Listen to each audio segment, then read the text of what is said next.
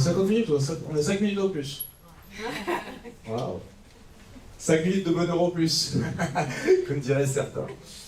Alors, ouais, on va parler déjà de trucs un peu plus positifs que ce matin, effectivement, mais on va commencer quand même dans la lignée, avec un événement qui était une CEC Alumni aussi, qui a eu lieu en décembre dernier, où on m'a fait intervenir avec un sapeur-pompier, avec le lieutenant-colonel Jérôme Belleret, et première chose qu'il nous dit, n'attendez pas que nous venions vous secourir, pardon.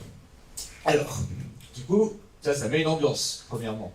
Et après, si tu y réfléchis 5 minutes, bah, c'est logique. Ils sont en région lyonnaise environ, on va dire, 5000 sapeurs-pompiers avec les volontaires, quelque chose comme ça, pour une métropole de 1,4 million de personnes. Donc si on a une rupture généralisée, évidemment qu'eux, ils vont devoir prioriser. Ce qu'il nous a expliqué aussi, c'est que les sapeurs-pompiers de la ville de Lyon, fondamentalement, eux aussi, ils ont des risques sur les infrastructures. Comment ils font s'il y a une rupture de réseau télécom? Où ils vont? Les risques, ça va les impacter aussi. Les questions des accès, etc. Et c'est quelque chose qui m'a, moi, fait beaucoup réfléchir. Et l'idée de cette introduction, et l'idée aussi, du coup, de la discussion qu'on va avoir cet après-midi, c'est de voir comment on peut se préparer à différentes échelles. Avec un cadre, avec des concepts que vous aurez déjà vus. On va parler de fragilité, on va parler de robustesse, on va parler de résilience et on va parler d'antifragilité. On va parler d'entraide aussi. Et on va essayer de voir comment on peut se doter de nouvelles formes d'institutions, de nouvelles formes d'organisation qui pourraient nous permettre au moins de rentrer dans ce nouveau monde, de rentrer dans ce monde de fluctuation. Aujourd'hui, comme on l'a vu ce matin, on est dans une société que moi j'appellerais de la fragilité. Qu'est-ce qui se passe? Vous avez une perturbation, disturbance. La perte qu'on va avoir, elle va être exponentielle. D'accord? On n'a pas de linéarité. Pourquoi elle va être exponentielle? Parce qu'on a suroptimisé tous nos systèmes, donc on a une synchronisation des vulnérabilités, premier élément. Deuxième élément, parce que fondamentalement, on a ce phénomène de maladaptation systémique qui permet aux gros acteurs de s'accaparer une partie de la ressource à chaque fois qu'il y a une catastrophe, et fondamentalement parce qu'on n'a pas de prévention aussi par rapport à tous ces éléments-là. Et le grand enjeu de cette discussion, c'est flat the curve, et on va voir jusqu'où on peut la tirer, cette courbe de l'antifragilité. Et pour moi, la question principale, c'est la question de l'organisation. Et l'organisation, aujourd'hui, je pense qu'on a beaucoup de choses qu'on n'arrive pas à lier ensemble. On a des formes de déjà-là du futur, des formes d'utopie. On va parler des croissances, des choses comme ça, l'économie du donut qu'on va voir. Sauf que ces gens-là qui parlent de ces éléments-là ne font jamais le lien avec aujourd'hui. On n'a pas le chemin pour y aller. On a aussi des déjà-là du présent, les concepts de la robustesse, les concepts de la résilience, par exemple. Donc les travaux d'Olivier Armand, les travaux d'Arthur Taylor, etc. Mais ce qu'on ne voit pas, c'est souvent les déjà-là du passé. Et je pense que le travail qu'on a à faire, c'est de lier ces déjà-là du passé avec les marches du futur, pour aller vers ceux, avec les marches du présent, pardon, et pour aller vers ceux du futur. Je vais commencer avec un livre qui s'appelle L'entraide, l'autre loi de la jungle de Pablo Servini Gauthier Chapelle. Je refais l'interrogation, qui a lu? Ah, il y en a plus que Naomi Klein. D'accord. Alors, dans ce livre, Pablo Servini et Gauthier Chapelle, ils vont tordre le cou avec ce qu'on vous a mis dans la tête, qui est que la loi de la jungle, c'est la compétition. C'est vrai et faux en même temps, ils vont le montrer. D'accord? Ce qu'ils vont expliquer, c'est que dans une situation de pénurie ou de crise, les êtres humains ou le vivant qui va survivre, ce sont ceux qui ont institutionnalisé au plus haut degré l'entraide. Pourquoi? Parce que fondamentalement, quand tu as un groupe humain et que tu as une catastrophe qui t'arrive dessus, si tu as des institutions d'entraide fortes, tu vas rester cohésif, tu vas rester avec les gens de ton groupe et tu vas être capable de t'organiser par le même. En revanche, si tu as des institutions de la compétition beaucoup plus développées, tu vas avoir un phénomène de tribalisation. C'est-à-dire que ton groupe il va se séparer en plusieurs sous-groupes qui chacun va essayer d'accaparer la ressource dans l'urgence. Cette entraide, du coup, en gros, elle vient d'une description qu'un scientifique, avant d'avoir son rôle politique, a faite, qui s'appelle Kropotkin. Kropotkin, il va étudier les théories qui ont été faites par Darwin, pardon. Et Darwin, en fait, il a fait des explorations sur les îles Vierges britanniques, c'est-à-dire des milieux avec une relative abondance. Et il observe que dans ces milieux-là, ce qui va dominer, ce sont les comportements plutôt de compétition. C'est-à-dire que la sélection naturelle se fait par la compétition entre les organismes. Et Kropotkin, lui, il est russe, et il se dit, mais moi, je n'observe pas du tout ça. Il va reproduire les observations de Darwin, mais il va les reproduire en Sibérie. Et là, lui, ce qu'il voit, c'est que les comportements qui permettent en fait la survie des groupes, c'est beaucoup plus des comportements d'entraide. Et ce que vont donner en fait Pablo Servigne et Gauthier Chapelle dans ce livre, ils vont décrire ce cycle, qui s'appelle le cycle pénurie-abondance. En situation de pénurie ou de crise, les comportements dans le vivant et chez les humains qui sont sélectionnés, c'est les comportements d'entraide. C'est cette entraide qui permet de régénérer une forme d'abondance, une forme d'adaptation. L'abondance, elle est toujours corroborée à une forme d'extraction du milieu matériel. Et lorsqu'on est dans des sociétés de relative abondance, bien entendu pour certains, on est dans des sociétés où dominent plutôt les réflexes de la compétition. Okay ? Et les réflexes de compétition, lorsqu'ils ne sont pas cadrés, provoquent une surextraction du milieu et recréent les formes de la catastrophe et dissolvent eux-mêmes les réflexes de l'entraide. On peut donner un exemple que Olivier Amand il donne sur ces exemples-là. Vous prenez deux arbres, vous les mettez dans un milieu extrêmement riche, vous déracinez un des deux arbres, les racines de l'autre arbre vont commencer à envahir le canyon qui est resté. Ça veut dire que les deux arbres, à ce moment-là, dans l'environnement abondant, ils étaient en compétition. Donc quand on enlève un, l'autre arbre, il peut étendre son influence, c'est-à-dire récupérer un peu plus de ressources du sol.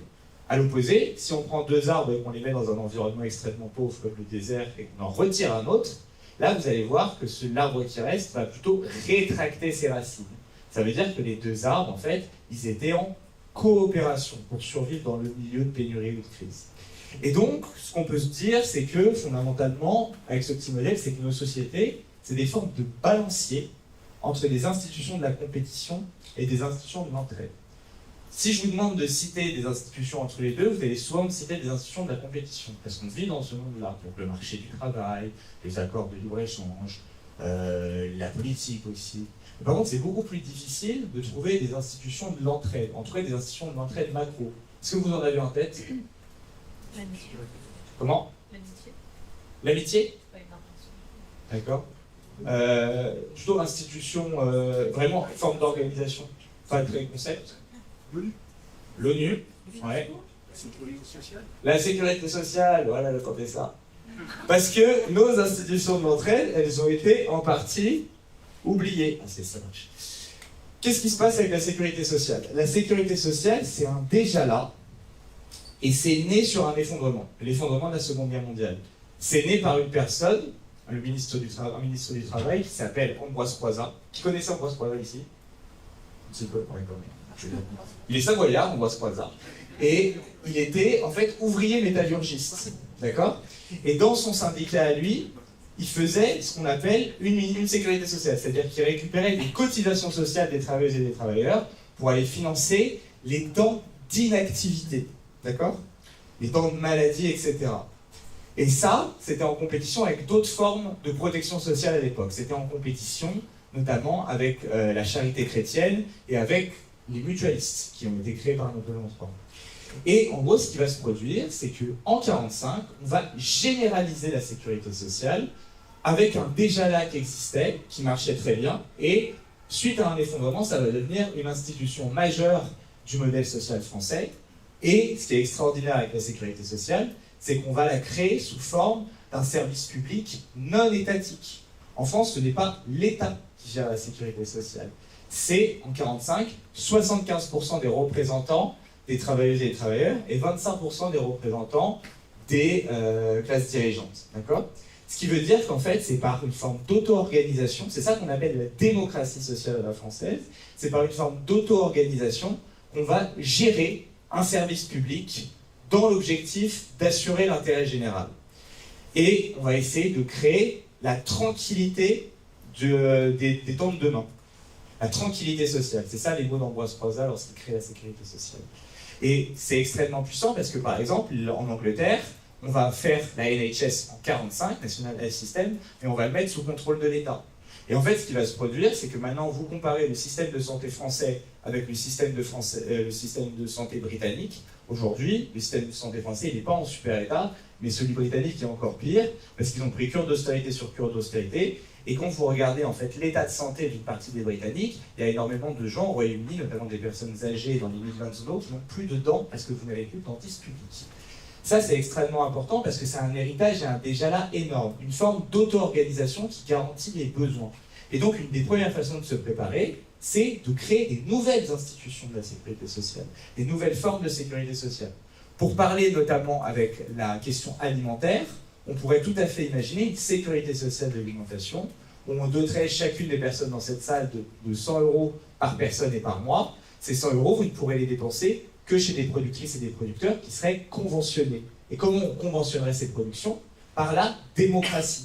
Fondamentalement, la Caisse de sécurité sociale de Grenoble, elle choisirait par quels critères on peut conventionner nos agricultrices et nos agriculteurs pour en fait qu'elles puissent accéder à ce marché privilégié.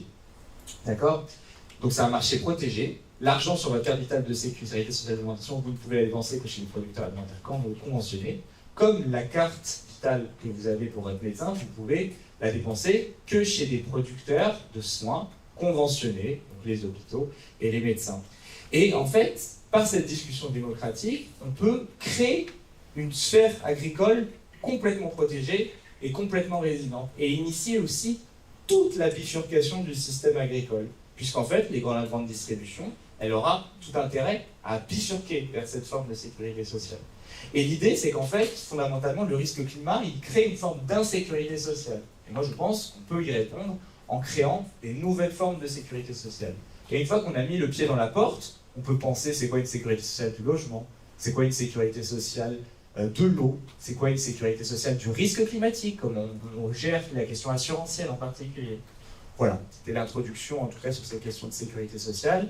Et moi, ce que je voulais dire aussi, c'est qu'en fait, à force de tout, chaque rupture va être une opportunité de créer autre chose. Il va falloir qu'on ait nos institutions de l'entraide prêtes pour qu'à chaque catastrophe, on puisse les généraliser. En chinois, le mot danger et le mot opportunité sont le même mot en fait et ont le même sens en particulier. Et donc, une stratégie pour gérer l'incertitude, on peut l'organiser en 4 bouts. On va tourner là avec Serge sur ce cadran. La première, c'est prévenir, anticiper. La deuxième, c'est se préparer, s'entraîner. La troisième, intervenir, communiquer. Et se rétablir, planifier. Tac. Alors, avant de rentrer dans les détails de ces quatre différents pôles, ici, on va alterner pour parler des 4 pôles, vous gardez en tête cette structure. Forcément, on a parlé d'hyper-optimisation, de rendement, du coup, soit financier, soit agricole. Forcément, je vais vous parler de l'agriculture. À ce niveau-là, ça intervient très rapidement. On a hyper-optimisé nos filières agricoles. Alors, à la sortie de la Seconde Guerre mondiale, quand tout le monde était à terre, c'était le cas de le dire d'ailleurs, il y avait aussi les structures alimentaires qui étaient à terre, et puis la famine pouvait s'installer en Europe. Il n'y a pas très longtemps, c'était en 1945. Alors ce qui s'est passé, c'est que les institutions se sont dit, pour éviter ces risques de famine, on va déjà structurer l'agriculture. Mais derrière cela, et ça c'est en off, les politiques de l'époque avaient réalisé que quand on a le ventre plein et quand on a bien à boire, on était plus docile au niveau politique et on se tapait moins dessus. Donc dans un paysage aussi morcelé que celui de l'Europe, si tout le monde avait à manger, peut-être qu'on se ferait moins la gueule. Ça c'était l'histoire qu'il y avait derrière. Mais donc on a voulu optimiser l'agriculture pour éviter les risques de famine. Alors qu'on soit d'accord, à l'époque, c'était nécessaire. Trouver de la génétique, améliorer le travail du sol. La chimie également. À l'époque, c'était nécessaire, on n'avait pas ces notions environnementales et ces notions de durabilité. Ce n'était même pas des choses qu'on pensait des changements climatiques à l'époque. Donc on a hyper optimisé nos systèmes agricoles, c'est-à-dire qu'on est allé chercher la performance. C'est max des abscisses. Qu'est-ce qui s'est passé? C'est qu'on a uniformisé nos paysages et notre génétique. Donc on a quelques variétés de blé, quelques variétés de maïs, et on s'est dit, on le plante là, ça marche hyper bien, là c'est comme les oliviers en Andalousie, ça marche hyper bien, waouh, le rendement il est super, je vais en mettre partout. Donc on a uniformisé nos paysages. On a voulu de la rapidité, c'est-à-dire que l'eau devait s'écouler rapidement, la production agricole devait arriver le plus rapidement possible avec le meilleur rendement, parfois en mettant d'ailleurs le goût de côté. Et on a hiérarchisé vraiment et structuré tout ce qu'on appelle les filières Avant, il y avait plein de petits agriculteurs, ça se vendait un petit peu n'importe comment. Et là, on a tout hiérarchisé pour vraiment extraire vraiment du bas vers le haut, le maximum de la terre, avec les problématiques que nous avons maintenant de surexploitation de la terre. Donc, on a augmenté la performance. Alors, dans un premier temps, ça augmente la robustesse, parce que dans un milieu agricole hyper méga morcelé, bah forcément, s'il n'y a pas d'entente, il n'y a pas d'entraide, il n'y a rien, eh bien, bah, quand on commence à le organiser, on augmente la robustesse. Mais au bout d'un moment, quand on a les mêmes paysages, la même génétique, les mêmes structures agricoles, les mêmes filières, et on fait tous la même chose, eh bien là, on redescend, on augmente la performance et on redescend au niveau de la robustesse. Et là arrive le changement climatique, impact agricole sur des choses hyper spécialisées. Forcément, le climat n'étant plus le même, on a toujours les mêmes paysages, et bien les pertes de rendement peuvent être fréquentes. Voilà ce qui se passe, et donc quelle orientation, cette fois-ci, avec le changement climatique, pour arriver sur quelque chose de plus robuste. C'est là où on intervient sur les solutions agricoles. D'habitude, je ne le fais pas dans ce sens-là, mais je m'adapte à Iliane. Et donc, première chose, c'est simple, on rediversifie. On rediversifie les paysages. On rediversifie le matériel génétique sur le territoire. Alors moi, quand je dis matériel génétique, c'est les variétés, les espèces. On rediversifie le matériel génétique dans les forêts également. Parce que si vous avez par exemple différentes variétés de maïs qui ne fleurissent pas au même temps, différentes variétés de blé qui ne sont pas semées en même temps, qui ne fleurissent pas en même temps, différentes variétés d'abricotiers qui ont 4 semaines de décalage sur la date de floraison. Ça veut dire quand il y a un gène qui arrive sur ces territoires, il y a un quart de la récolte qui sera perdu, mais il y a encore 75% qui n'avaient pas fleuri. Et donc, ce sera protégé. Donc cette diversification permet de réaugmenter la robustesse. Et dans cette diversification, j'ai parlé de la génétique, mais il y a bien sûr les paysages. Quand vous avez des paysages comme la Beauce ou du côté de la Champagne, je ne sais pas si vous voyez les paysages, on dit ça que c'est un open field. Alors, on n'atteint pas le stade de l'Amérique du Sud, de l'Amérique du Nord, qu'on soit d'accord, on est quand même assez diversifié en France, mais ceci dit, on a des régions hyper spécialisées. La Beauce est très connue, notamment pour son blé. C'est le grenier de la France, un des greniers de la France. Et ce qui se passe, c'est que ces paysages ouverts, sans arbres, même variété de blé, ou très peu de différence, même pratique sur le sol, très plat, pas de microclimat, rien du tout, et bien en fait on les a accentués. Alors à l'époque de la Seconde Guerre mondiale, on a enlevé les haies, on a regroupé les champs pour avoir des machines plus grandes, pour optimiser la production, augmenter la performance.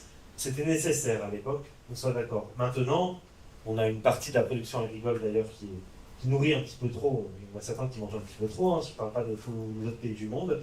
On a aussi 30% de gaspillage alimentaire, on a une surproduction dans certains cas, et on se retrouve avec des paysages qui, dans un contexte de changement climatique, n'ont pas un arbre. C'est-à-dire que quand il n'y a pas d'arbre, il y a du vent. Quand il y a du vent en canicule, ça dessèche, et quand ça dessèche, on a besoin de plus d'eau. Quand on a besoin de plus d'eau, on a dit ce matin, le premier réflexe, l'irrigation. Mais le problème, c'est que si le sol n'est pas vivant et si les paysages sont toujours nus, eh ben on aura toujours besoin de plus d'eau dans l'avenir. Donc soit on s'adapte mal en travaillant que sur l'irrigation, ou soit on s'adapte en travaillant sur l'irrigation et tous les autres aspects de sol, mais également d'arboriculture, mais également d'évolution génétique sur le territoire, de diversification. Et ça, c'est une partie de l'écologie, la rediversification de nos paysages, de la génétique et des filières sur le territoire. Donc diversifier. Deuxième aspect, la lenteur. Alors je ne vais pas vous expliquer dans une société sur Uber Eats et Amazon où on veut tout le plus rapidement possible. Non seulement on a accéléré notre alimentation en termes de temps d'alimentation, mais aussi on veut que tout arrive par scooter devant chez nous. Donc ça, c'est la lenteur de la consommation. Nous, on va parler de la lenteur des paysages. Qu'est-ce que c'est la lenteur des paysages? C'est qu'en simplifiant nos paysages, en mettant des Auchan dans les zones inondables, en mettant des McDonald's dans les zones humides, on a accéléré la course de l'eau sur le continent. On soit d'accord. Vous prenez une colline nue, vous appliquez dessus une carafe d'eau, toute l'eau va s'écouler rapidement à la mer. C'est logique. Vous lui appliquez un paysage beaucoup plus complexe en introduisant des notions aussi de paiement aux agriculteurs sur la protection des paysages et pas seulement sur le rendement. Les agriculteurs doivent avoir leur métier qui évolue. Ils ne sont pas là que pour nous produire à manger, mais ils sont là aussi pour entretenir ces paysages. Malheureusement, pour l'instant, on les rémunère que sur une partie, donc ils ne sont pas encouragés à faire l'autre. Et donc, sur ces paysages beaucoup plus complexes, c'est ce qu'on appelle la science de l'hydrologie régénérative.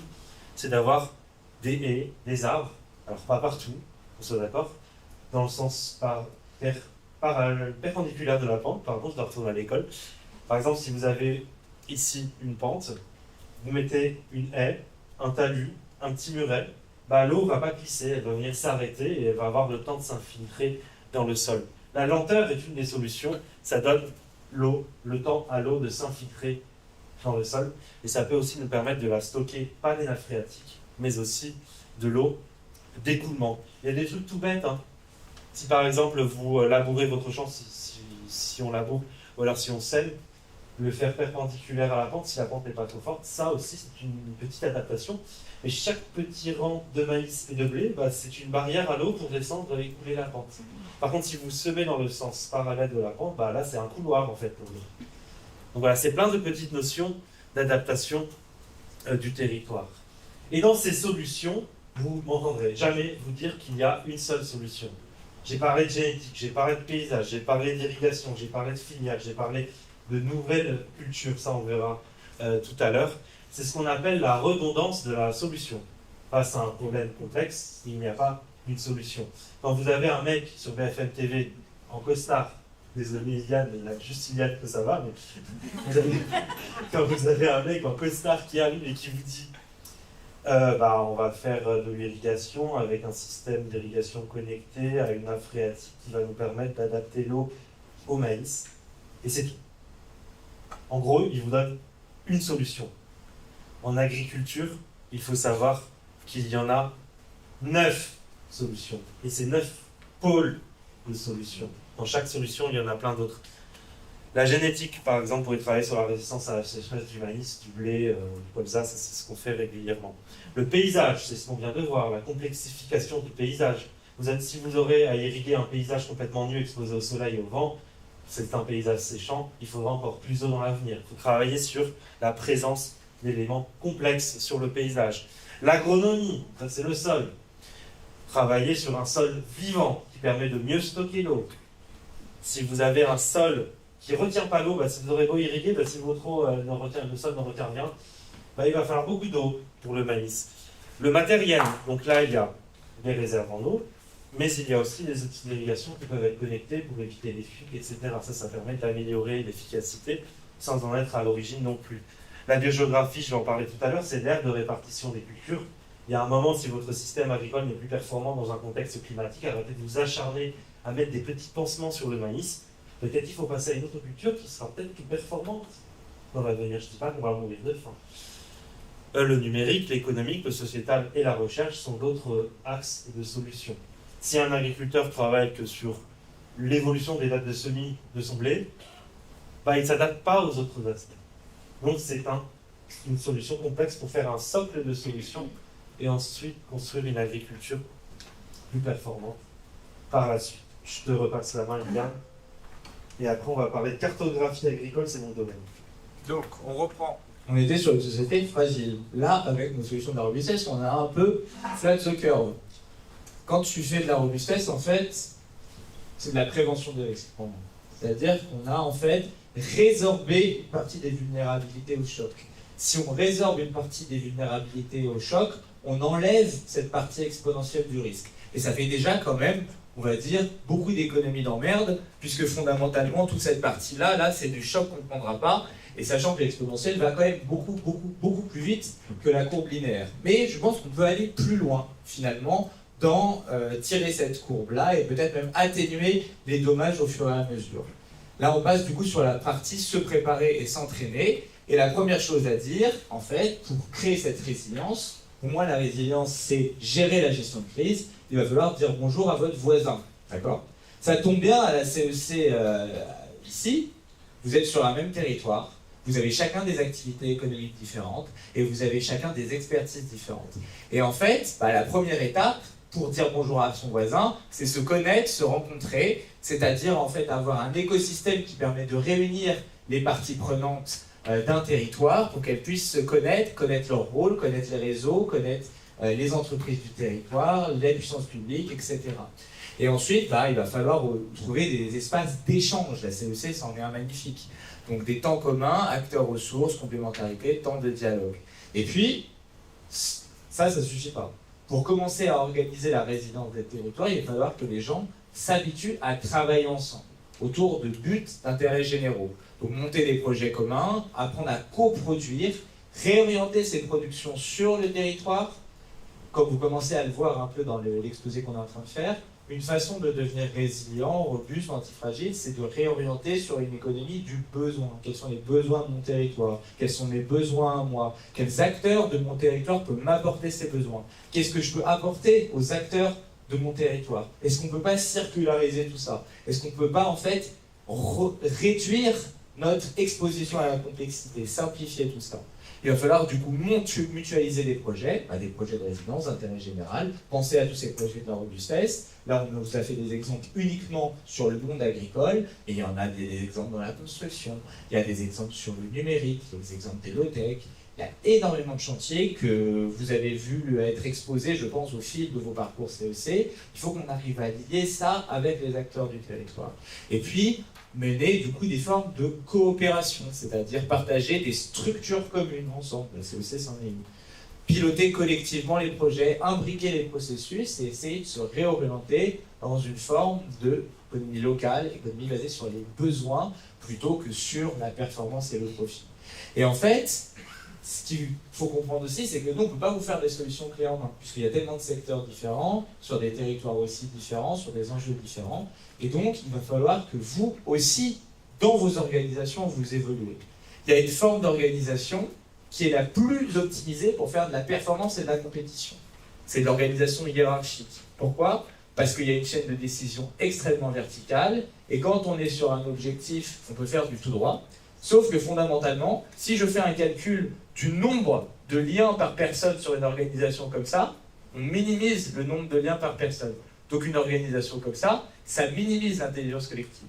Or, minimiser l'intelligence collective dans une société où l'incertitude augmente, c'est la pire chose à faire. Donc il va falloir qu'on sorte de cette organisation-là et qu'on ait des organisations plus circulaires, avec plus d'intelligence collective. Et il y a des concepts là-dessus, ça s'appelle notamment les organisations opales.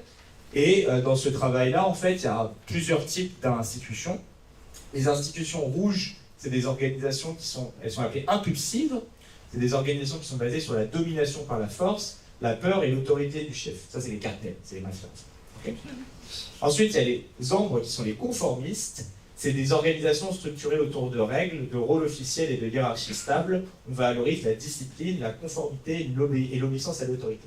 Ça, c'est l'armée, d'accord? Ça peut du coup c'est utile pour faire de la performance, d'accord? Et plus vous allez monter, plus c'est utile pour faire de la robustesse. Le orange, ça s'appelle la réussite. Le orange, c'est ce que toutes les entreprises aujourd'hui. C'est organisation centrée sur les objectifs, la performance et les profits. L'innovation, la méritocratie et la logique rationnelle sont mises en avant. La hiérarchie existe, mais est plus flexible. Donc on est tous, à peu près, en termes d'entreprise, sur des organisations orange. Les organisations vertes, c'est des organisations qu'on appelle pluralistes. C'est les associations plutôt. Organisations valorisant l'égalité, le consensus et la culture des valeurs partagées. L'engagement et l'harmonie sont essentiels. C'est en gros des associations. Et moi, ce que je pense, c'est qu'il faut progressivement qu'on aille vers des formes d'organisation qu'on appelle opales, qui sont des organisations sous la forme de ce qu'était la sécurité sociale avant 1945, c'est-à-dire organisation évolutive autogérée, guidée par une raison d'être commune et la quête de sens. La confiance et l'autonomie et l'affirmation de soi structurent les relations. Donc 3 éléments, raison d'être évolutive, plénitude au travail et autogouvernance. Et en fait, ça, c'est des organisations qui vont maximiser l'intelligence collective dans un monde de rupture. Et donc, plus on maximise l'intelligence collective, plus on est capable de faire de la robustesse et de la résilience et s'adapter en fait à un monde avec plus d'incertitude. Du coup, on va forcément voir l'organisation agricole qui est un peu hybride, à la fois hiérarchique et à la fois très horizontale, puisque dans cette pour commencer par cette hiérarchisation verticale. Donc on a le ministère, les chambres d'agriculture, les services déconcentrés, puis les coopératives agricoles, les agriculteurs. Mais on a une particularité, nous, dans le milieu agricole, qui fait aussi notre particularité, notre succès, quelquefois quelques défauts aussi, c'est qu'on a des agriculteurs qui ont une forte voix. C'est des grandes gueules. C'est-à-dire qu'ils vont nous dire, mais qu'est-ce qu'il me raconte ce mec en costard au ministère, que je ne dois pas mettre mon fumier à partir du 14 décembre jusqu'au je ne sais combien novembre. C'est une règle qui est complètement stupide. Je vais faire remonter l'information. Et donc, on a des succès en agriculture, généralement, quand l'information, elle vient de brainstorming du terrain, du vivant, de la réalité agricole.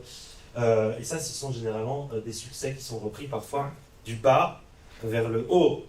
Et à l'inverse, quand on a des descendantes, c'est-à-dire qu'on a un ministère qui va nous dire il ne faut pas épandre les produits, les déjections animales pour la fertilisation des champs à partir de novembre jusqu'à février en France, puisque quand on épand les déjections animales pour fertiliser, ce qui est bien, autre que le chimique, s'il y a trop de pluie, après ça fait du ruissellement et ça part à la rivière. Ça veut dire qu'ils considèrent qu'il n'y a que des fortes pluies entre le 15 novembre et le 15 février. Alors déjà, ça ne concerne pas toutes les régions, parce que la région méditerranéenne, c'est plutôt en octobre et en septembre qu'il y a les fortes pluies. Ensuite, ça concerne peut-être le Jura, mais c'est adapté au Jura, mais ce n'est pas adapté à la Bretagne, ni à la ville, ni à Biarritz. Donc en général, quand on a une directive européenne fixe qui arrive, ça ne correspond pas au milieu agricole. Et c'est là où on a généralement des agriculteurs qui grognent un peu, puisque on ne peut pas adapter et uniformiser le vivant et le sol et les microclimats sur une directive européenne qui concerne tous les pays européens. Donc généralement, quand ça descend, c'est pas forcément très bon. Donc on a une particularité dans le milieu agricole de ce socle en fait d'information qui vient du bas. Alors on a parlé tout à l'heure d'entraide. Là, on va voir un cas hyper concret. Vous avez ici une figure du GIEC. C'est les rendements du blé. Les rendements du blé en Europe. Dans le nord de l'Europe, on est en vert, c'est-à-dire qu'on s'attend à avoir des rendements qui augmentent avec le changement climatique. Plus de CO2, ça favorise la croissance des plantes, de l'eau présente en hiver, et également plus de chaleur, ce qui favorise la croissance du blé. Dans la partie sud de l'Europe, on a certes plus de CO2, mais on a moins d'eau. Donc si on a moins d'eau, on ne peut pas utiliser le CO2 et faire la photosynthèse. On a des sécheresses qui sont plus présentes. Alors que la zone de production actuelle du blé, c'est la France, la Belgique, et puis l'Allemagne et un petit peu le nord de l'Italie et de l'Espagne, la zone ouest de l'Europe.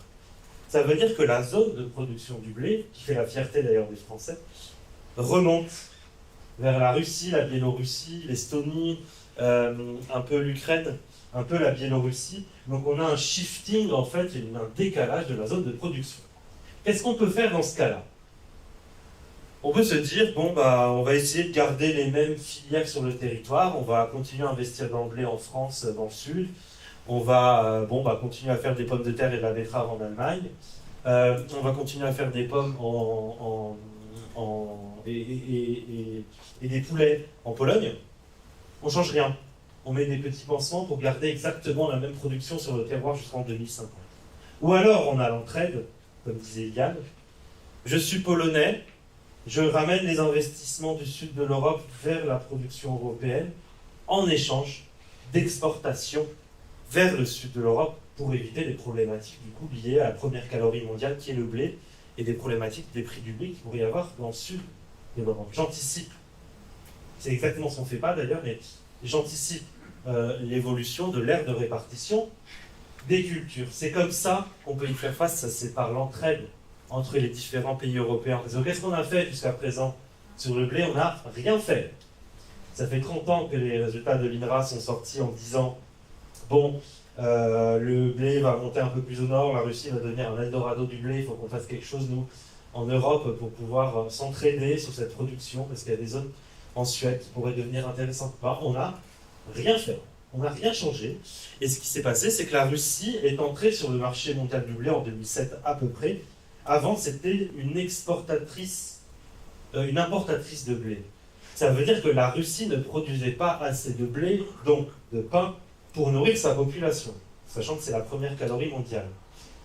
Et profitant du changement climatique, isolement aussi au niveau de la scène politique, structuration locale des filières, c'est devenu, en 15 ans, la première exportatrice mondiale. Elle a profité du changement climatique. Découverte de nouvelles terres agricoles, le pergélisol fond. La fenêtre de culture s'étend parce qu'il y a moins de gel au printemps, moins de gel à l'automne, donc on augmente la fenêtre de culture. Et en plus, ils n'ont aucune norme environnementale, donc ils s'en foutent, ils polluent les sols et allez-y. Et donc ils produisent beaucoup plus en Europe à des coûts moindres. Regardez ce qui s'est passé depuis que la Russie est entrée sur le marché. Donc 2007, c'est à peu près par là. Je ne sais pas si ça marche, ça ne marche pas. Voilà. Donc, vous voyez le premier pic, c'est à peu près 2007. Ça, c'est les prix mondiaux du blé sur le marché mondial. Donc on avait une espèce de stabilité avec une entente entre les pays et des zones de production stable, un climat stable. Et d'un coup, la Russie est entrée sur le marché. La Russie, profitant en fait de ce qu'on appelle la géopolitique, elle va dire, bon, si t'es pas d'accord avec moi à l'ONU, je vais augmenter les prix du blé. C'est un peu comme l'Arabie Saoudite et le pétrole. Après, il y a eu des sécheresses en Russie, un embargo, une invasion, une guerre, une annexion. Et en fait, les prix n'ont pas qu'évoluer. C'est-à-dire que la stabilité même de l'alimentation et la stabilité même des prix alimentaires est mise à mal par le changement climatique. Mais en plus de cela, vu qu'on n'a pas fait une entraide, ben c'est encore pire. Voilà, donc si on pouvait éviter de faire la même chose pour le blé, la betterave, le blé, alors le blé c'est fait, le maïs c'est pour la nutrition animale, protéines animales, la betterave c'est pour le sucre, qui est addictif, je vous le rappelle, et la pomme de terre, alors pour les Russes c'est la vodka, mais pour nous c'est aussi une source de calories et de remplissage des ventres notamment peu chère et qui est intéressante en termes caloriques. Donc voilà, donc il faut absolument de l'entraide entre les pays européens, et pour l'instant la politique agricole commune favorise ce qu'il y a sur le territoire mais pas son évolution. Alors pourquoi je parle... c'est toi qui change les... Bon. Pourquoi je parle d'évolution? Parce que par exemple vous prenez l'agrume au niveau du Maroc, au niveau de l'Espagne, on va avoir une diminution de la zone de production d'agrumes parce qu'il va faire de plus en plus chaud. Alors ça ne se voit pas forcément sur ces figures-là parce qu'il semble que j'ai pris les agrumes irrigués. En tout cas, il remonte sur la France qui deviendra une zone de production de citron et d'orange dans l'avenir, à condition bien sûr qu'on s'entraîne entre les connaissances qu'il y a dans le sud de l'Europe à les faire remonter chez nous pour ne pas réinventer la roue qui a déjà été travaillée avant 1961-2071 quand on est en vert, c'est qu'on est en zone de production favorable. Donc nos paysages vont changer. On parlait des noix de Grenoble, on parlera des clémentines de Grenoble dans l'avenir. Alors pour la pomme golden, vous avez ici sur la côte est américaine l'évolution de la zone de production, c'est la date de maturité avant la récolte. Vous voyez que ça remonte par le nord, donc on découvre une nouvelle zone de production dans le nord, tandis que dans le sud, ça diminue. C'est-à-dire qu'on a un shifting au sein du pays, et qu'au même au sein du pays États-Unis, il va falloir que les centres de recherche sur la génétique, que sur les zones de production, que sur la main-d'œuvre, que sur le transport, que sur la réfrigération, les zones de compote et de jus de fruits, en fait tout ça doit remonter. C'est pas en s'attachant au sud et en laissant le nord qu'on va s'entraider. Donc il y a des entraides au sein même de chaque pays. Dans ces solutions d'adaptation, il y a des succès. Oil Olive Green, qui est une entreprise qui travaille sur le lien entre le Maroc et la France pour faire remonter le matériel génétique et la connaissance de la production d'olives sur le sud-ouest de la France. Ça, c'est un succès, par exemple. C'est une des formes d'entraide. Le Maroc ayant ses arbres qui meurent de soif, autant les faire remonter chez nous, dans le nord, avec les technologies et les connaissances qui accompagnent ces filières. Yann, intervenir et communiquer sur la troisième partie. Alors. Non, c'est pas d'autre chose, c'est l'inverse. Alors, intervenir et communiquer. Donc là, c'est plutôt pendant la crise. Pendant la crise est assez compliqué, mais amortir les chocs, ça s'anticipe et ça s'organise, et du coup, il va falloir qu'on voit des modalités. Je reprends, on va bientôt fêter le triste anniversaire des événements de Valence, et à Valence, vous avez eu ces scènes-là après la catastrophe. Ça, c'est l'entraide spontanée, qui est dans notre code génétique, qui est dans nos gènes en fait. À chaque fois qu'il y a une catastrophe, spontanément, on va s'entraider. Spontanément, on va aller donner le coup de main, etc. Le problème de tout ça, c'est pas que c'était désorganisé, c'est que fondamentalement, en fait, il y a eu un défaut de synchronisation sur les moyens d'entraide entre cette entraide spontanée et les autorités centrales. L'autorité centrale, notamment espagnole, est arrivée et a détruit les réflexes de solidarité qui s'étaient auto-organisé spontanément. Et ça a créé énormément de désordre et énormément de tensions. Ici, par exemple, c'est le roi d'Espagne quand il va passer à Valence. Il y a une agressivité notamment pour le pouvoir politique régional, mais contre le pouvoir politique régional, mais aussi contre le pouvoir politique central. Le pouvoir politique régional parce qu'il n'a pas anticipé et qu'il a, je vous laisserai regarder cette histoire, mais c'est invraisemblable, il a mis 12 heures à sonner l'alerte, etc. Mais aussi sur les forces politiques, l'État central, l'organisation, parce que ça vient détruire les solidarités de base.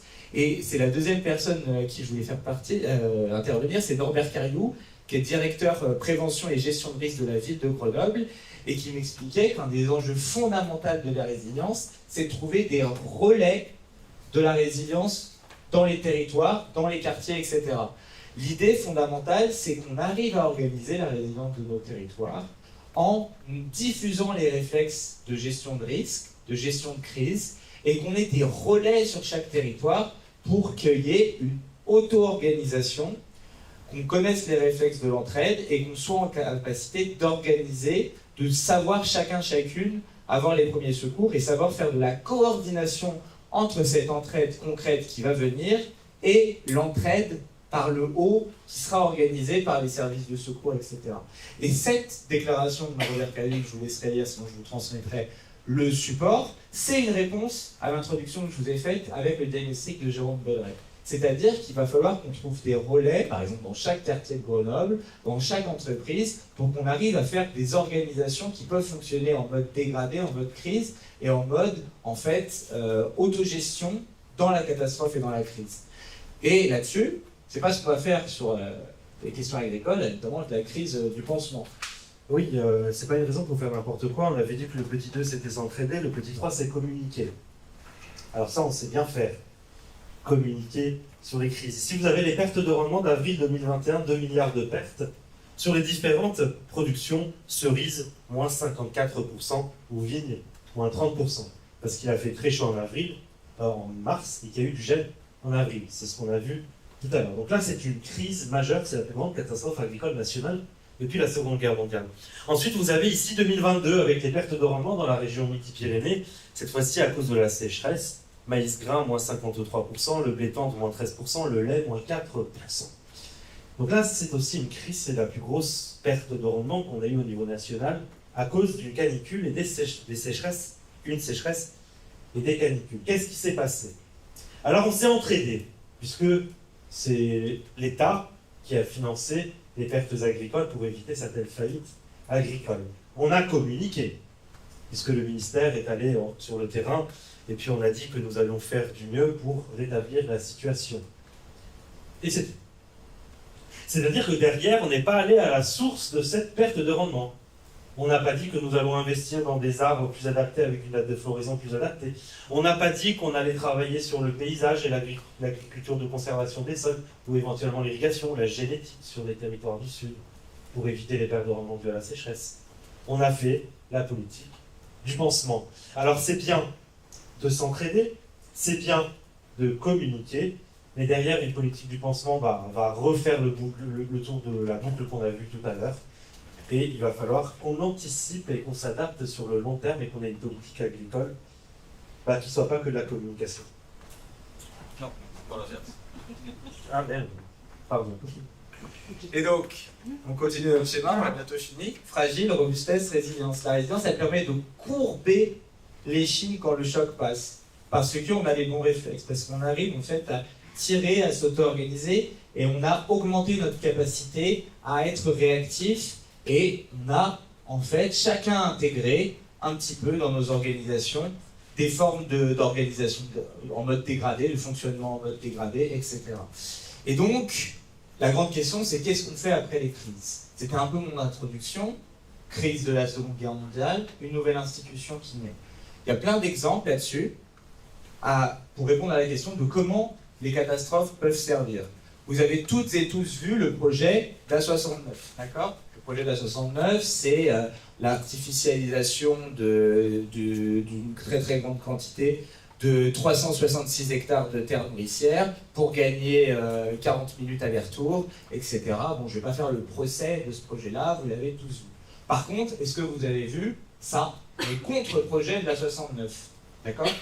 Il y a des militants, en fait, les militants qui luttaient contre la 69, ils se sont dit, bah, on peut résister, mais en fait, il va falloir qu'on crée un contre-projet qui va avoir une acceptabilité sociale pour s'en sortir.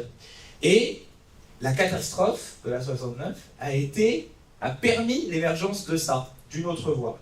Le contre-projet d'une autre voie, c'est en fait réorganiser la mobilité du territoire autour d'une ligne ferroviaire améliorée, d'accord? La première véloroute nationale est d'un réaménagement de la RN 126, d'accord? Et ce qu'ils ont voulu faire autour, et c'est le projet de l'urbanisme Karim Laini, qui travaille pour une organisation qui s'appelle Le Vent se lève, qui est différente de la vidéo du Midel que je vous ai montré. Et l'idée, c'est de faire de ce projet une forme d'incarnation de la robustesse. Donc en gros, ce qu'ils vont mettre, ils veulent que ce projet, ça soit une véritable renaissance des zones artisanales génératrices d'emplois qualifiés autour de la low-tech, des circuits courts et des besoins locaux. Ils ont fait des concessionnaires vélos, ils ont fait des centres cyclo-logistiques, ils ont fait des ressourceries tout le long de l'autoroute A69. Ça utilise par exemple tout ce qui a été imperméabilisé déjà pour faire ces formes d'organisation. Ils ont aussi proposé qu'il y ait 366 hectares de terre mis en commun pour l'installation de jeunes paysans et le développement de pratiques agroécologiques. On fait plusieurs choses sur ce projet. Et aussi des projets de régénération avec la création de pépinières, de zones humides et d'espaces en libre évolution. Et ça, c'est un exemple extrêmement important. C'est-à-dire, en insumant une conflictualité sur les grands projets inutiles, on a réussi à réinventer une forme de démocratie écologique, c'est-à-dire, fondamentalement, sur mon territoire, qu'est-ce que je veux, comment je m'organise pour, à partir d'un projet qui a été imposé par le haut. Un autre exemple qu'on peut avoir là-dessus, c'est le projet notamment de la verrerie Duralex. Les verres Duralex, je ne sais pas si vous voyez ce que c'est les verres à l'école où vous comptiez votre âge. Là. Enfin, moi je faisais ça, je ne sais pas si c'était fait avant ou après. Et c'est des verres incassables en particulier. Sauf qu'en fait, la verrerie Duralex, qui est du côté d'Orléans, et ben, fondamentalement, elle est passée de repreneur en repreneur et elle était au bord de la liquidation judiciaire. Et donc, en fait, ce qui s'est produit, c'est que les 228 salariés de Duralex se sont organisés en SCOP pour récupérer leur usine et réorganiser tous les plans, notamment autour des besoins locaux, et trouver de nouveaux partenariats industriels. Chaque pénurie, chaque opportunité, chaque crise est une opportunité de transformation vers la robustesse. Olivier Hamon aime bien dire « les marches finissent par contaminer le cœur ». Je suis assez d'accord avec ça. Autre exemple, quand vous avez un vol d'oiseaux, eh ben, ceux qui vont donner la direction du vol d'oiseaux, c'est les oiseaux qui sont aux marges. Et le problème, dans ce monde Fanny, avec notamment les questions anxiogènes, c'est qu'en permanence, vous avez des shopkeepers qui vont invisibiliser tous ces déjà-là, toutes ces institutions qui permettent, en fait, qui sont en train de faire bifurquer le système. Et à chaque catastrophe, à chaque crise, en fait, on va avoir cette opportunité de généraliser ces déjà-là de la robustesse, de l'entraide et de l'antifragilité.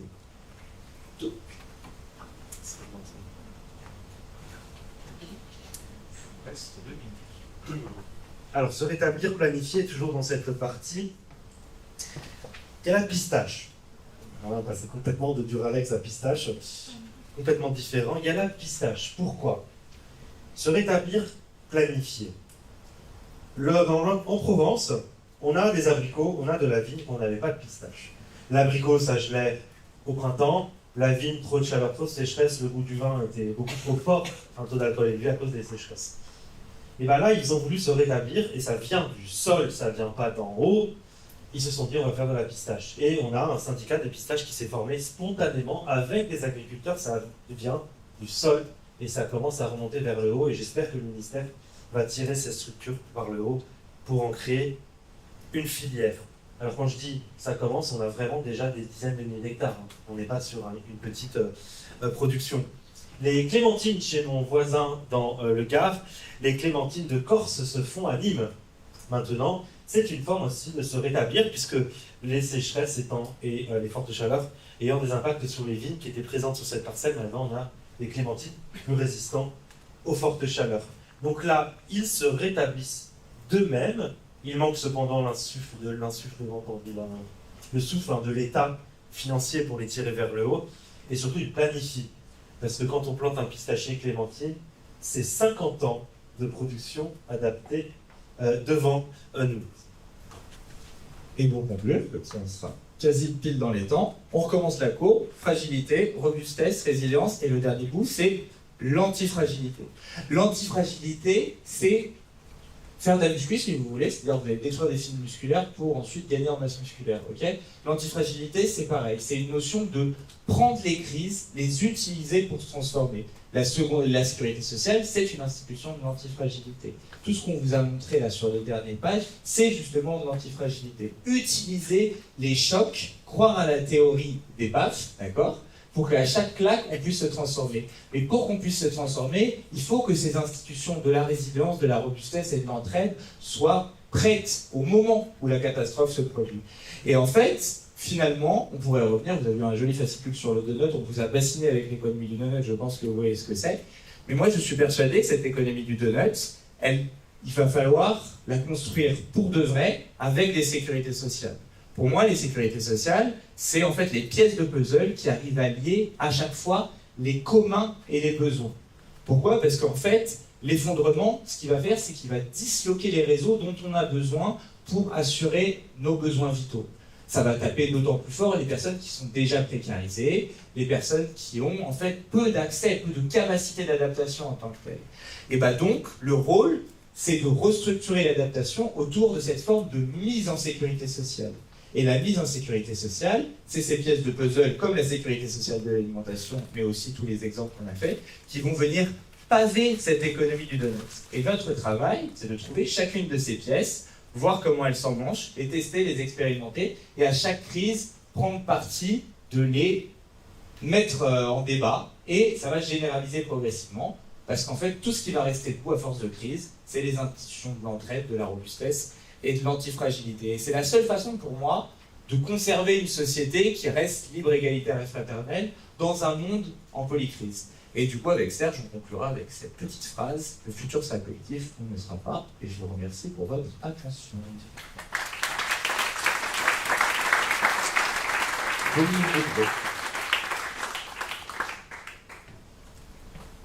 Il y a des questions ? J'ai introduit du coup les questions, on a 10 minutes de questions. N'hésitez pas à poser vos questions. C'est vrai que c'est plus complexe les sujets de l'après-midi que ceux du matin, mais ça permet de faire le tour de la question. Allez-y, monsieur. Bonjour, merci pour votre présentation. Moi, je m'interrogeais sur les solutions sur l'agriculture. Alors, j'ai peut-être pas tout compris. J'ai pas vu de message clé sur la protection de la biodiversité, des services écosystémiques qui sont rendus par la nature. On a un effondrement de la biodiversité, de la population d'oiseaux et d'insectes. Et donc, j'aurais bien aimé que vous nous en parliez un petit peu. Tout à fait. Alors, je suis un gros climatologue, c'est vrai que je me concentre énormément sur des solutions pour le microclimat, le climat et le sol. Mais il faut savoir que tout ce que je vous ai dit sur les arbres, les haies, le paysage, la rétention de l'eau sur le territoire, l'agriculture de conservation des sols, la diminution du labour, les protections, les cultures intermédiaires entre deux cultures, bon après ça rentre dans la technique agricole. C'est vrai que moi je vous ai donné les impacts sur le climat, mais en fait ça a les mêmes impacts sur la biodiversité. Une agriculture qui conserve les sols, c'est une agriculture qui va avoir beaucoup plus de bactéries et beaucoup plus de diversité dans le sol.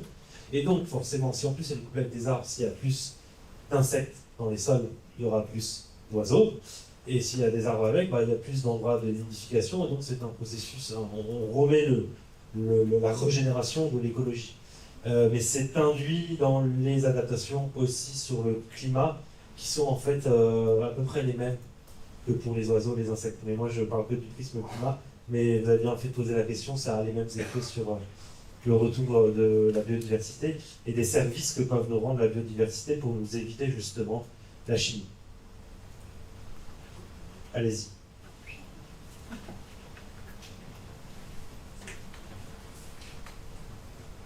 Oui, merci pour tous ces exemples. Et je reviens sur celui de Valence.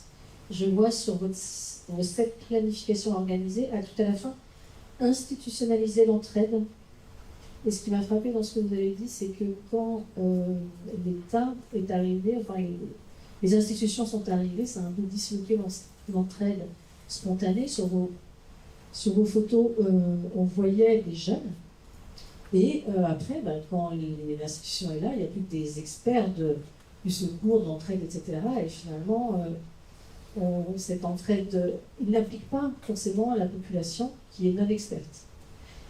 Juste pour... alors, ma question, enfin, on se questionne, parce que moi je suis à Grenoble VNP et la semaine prochaine on a un défi pour la ville de Grenoble qui consistera à faire travailler les étudiants sur une lettre ouverte des étudiants aux élus pour leur dire comment ils veulent, eux jeunes, qu'on s'adresse à eux, les forces vives qu'ils ont à proposer et les faiblesses qu'ils veulent, qu'ils ont aussi, et qu'ils aimeraient que les institutions, les élus, donc pouvoir politique, pouvoir aussi étatique, ou des collectivités prennent en compte.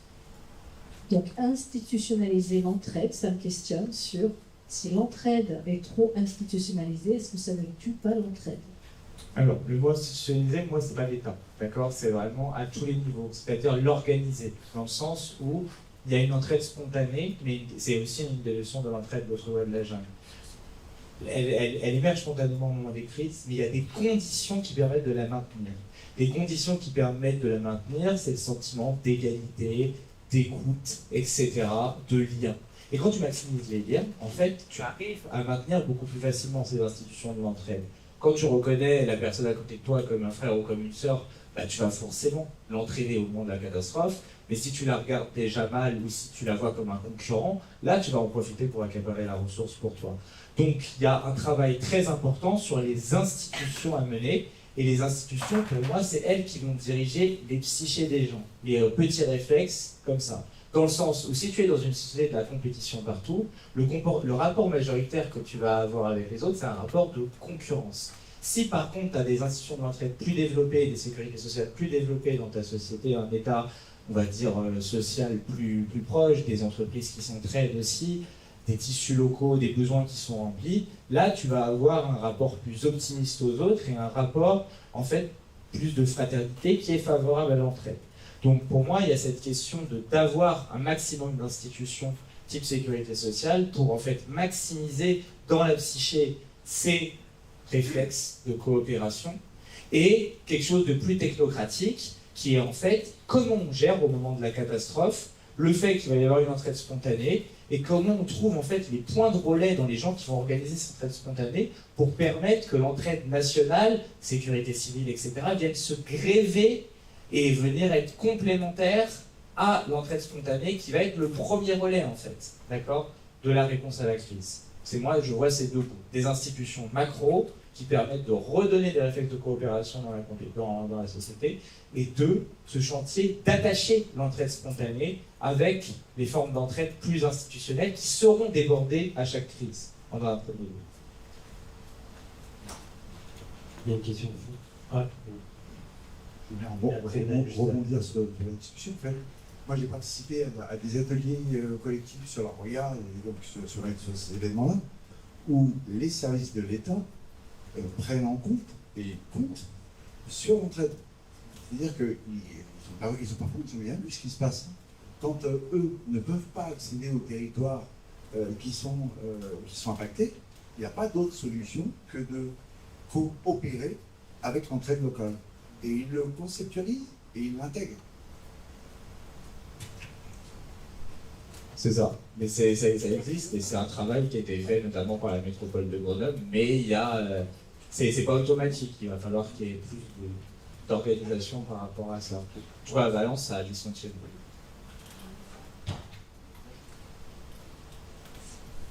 Bon, je vous remercie.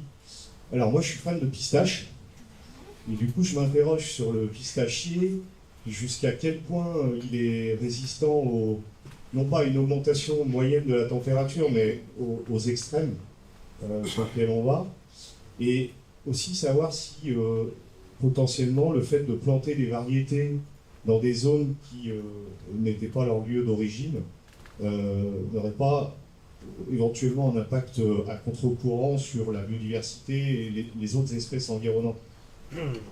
Le pruneau d'Agen ne vient pas d'Agen. C'est le pruneau d'An qui est cultivé dans la zone géographique d'Agen, mais il vient du Moyen-Orient. Le blé vient du croissant fertile du Moyen-Orient également. Le maïs vient des plateaux mexicains. La tomate, elle vient aussi, il me semble, de l'Amérique centrale ou de l'Amérique du Sud. En réalité, la plupart des produits agricoles ne viennent pas forcément toujours de la région. Il ne faut pas faire n'importe quoi non plus. Hein. je ne dis pas de planter des dattiers à Grenoble pour faire de la date, parce qu'effectivement, là, le bouleversement écosystémique est trop violent. Mais planter un arbre feuillu qui va perdre ses feuilles en hiver, refaire des fleurs pour les abeilles au printemps, et qui reste dans un cycle de développement à peu près proche de l'abricotier, ça va à peu près. Quelle était la question? Je suis parti dans des délires là. Pistachier, il est résistant à quel Ah oui. point? Alors, c'est clair et net, l'abricotier 35 degrés, il commence à avoir des problématiques de croissance, des problématiques de brûlure sur les feuilles à partir des 39-40 degrés, suivant l'irrigation, plus ou moins 1 degré. La vigne, c'est 35 degrés arrêt de croissance, 41-42 brûlure. L'olivier, 37 degrés arrêt de croissance, 42, 43, 44 brûlure. Pistachier, 37 degrés à peu près, arrêt de croissance, voire même 38, brûlure 43, 44, 45. Si les conditions hydriques sont suffisantes, bien sûr. Donc on voit bien qu'on gagne à peu près à les 7 degrés en moyenne entre un abricotier et un pistachier. À la différence, la salade iceberg que vous avez dans la plupart des burgers, c'est 27, 23 degrés de température moyenne optimale. Contrairement au pistachier, on est plutôt vers les 33, 34. Et l'arrêt de croissance, c'est vers les 29 et la brûlure, c'est 32, 33. Une salade va rapidement brûler, c'est 10 degrés, voire 11, 12 degrés de moins qu'un pistachier. Donc ça permet d'évaluer la marge d'adaptation. Quand on change d'un abricotier à un pistachier, au lieu de passer d'un abricotier de français à un abricotier espagnol, le saut d'adaptation est plus important quand on passe de l'abricotier au pistachier en termes d'adaptation à la résistance à la température. Et bah, il reste aucune seconde. Voilà. C'est une dernière Une question. dernière. Un, deux. Oui. Ah. Oui. Parce que Allez-y. j'avais une question très rapide. On a compris que le jour allait passer du sud au nord. Qu'est-ce qui reste au sud? Alors, on a une forme de désertification, je vais être clair, parce que je ne vais pas passer à trois chemins, on a une forme de désertification qui est attendue au Maroc, dans les plaines marocaines, pas forcément dans l'Atlas, dans les plaines de l'Andalousie. Donc là, en termes d'adaptation, il n'y a rien. Qu'on soit clair, je préfère être clair. Désertification, pas de production agricole, à part la figue de Barbarie, mais bon, voilà. Pas de production agricole. C'est là où l'entraide est importante, c'est que la population qui vit à Cordoue, au Maroc, va avoir de moins en moins de production agricole locale et va donc devoir dépendre d'importations venant du Nord. D'ici 2050, même 2060, 2070, c'est la France qui va exporter des tomates au Maroc. Vous imaginez le problème, ou des huiles d'olive. Et donc c'est là où l'entraide est importante, parce qu'il y a des territoires qui ne peuvent pas s'adapter physiquement. Je rappelle que la biologie, c'est pas extensible, c'est physique à un moment. On ne peut pas s'adapter. Voilà. Désolé pour cette... J'ai enfoncé le clou pour la fin, on va s'arrêter là et on va tous aller clorer au fou. Voilà. Ah, moi j'ai une dernière question. Ah, Une dernière allez-y. question. Est-ce qu'on ne craint pas que l'arrivée de pistachiers ou de cultures qui viennent de l'extérieur nous amène des prédateurs, des parasites, Bien sûr. qui viennent avec ces nouvelles plantations et que nos plantations actuelles ne puissent pas supporter ces prédateurs ou ces parasites, au même titre que les abeilles ne supportent pas les varroas qui, eux, sont tout à fait adaptés en Asie du Sud-Est. Alors tout à fait, le frelon asiatique et puis la FCO et puis enfin, toutes les maladies qu'on a des animaux actuellement. Alors, c'est effectivement le cas. L'une des grosses problématiques des maladies, c'est pas le changement climatique, c'est les échanges internationaux. Et le fait de ramener du matériel génétique d'autres pays ne nous prive pas d'avoir un ver de terre, pas les vers de terre, ils sont gentils, un coléoptère, une abeille ou je ne sais quoi qui va devenir invasif, qui est dans les pots, dans la terre, et qui va sortir après. Ça, c'est une des problématiques actuelles. Il faudra surveiller, bien sûr, tout cela. Mais je tiens à préciser que les échanges internationaux, Amazon, Alibaba, ou il y a quoi qu'on achète en Chine, enfin tout ce qu'on achète en Chine, bah, les conteneurs aussi nous ramènent des insectes. Il peut y avoir un nid d'abeilles dans un conteneur. Hein. Et donc en réalité, c'est plus un problème d'échanges internationaux, mais je préfère mieux ralentir les échanges de consommation et continuer les échanges agricoles pour s'adapter. Il y aura peut-être des casses à un moment, mais je pense que le coût d'adaptation, le bénéfice est meilleur que le négatif. Enfin, vous avez compris ce que j'ai dit, je pense sympathique. Vous voulez dire quelque chose? Mettre sur le même plan les besoins et les communs. Une fois qu'on aura compris ça, je pense qu'on va arriver à faire quelque chose qui soit beaucoup plus cohérent et à chaque fois les deux. Besoins communs, besoins communs. Voilà. Merci. Merci. Merci.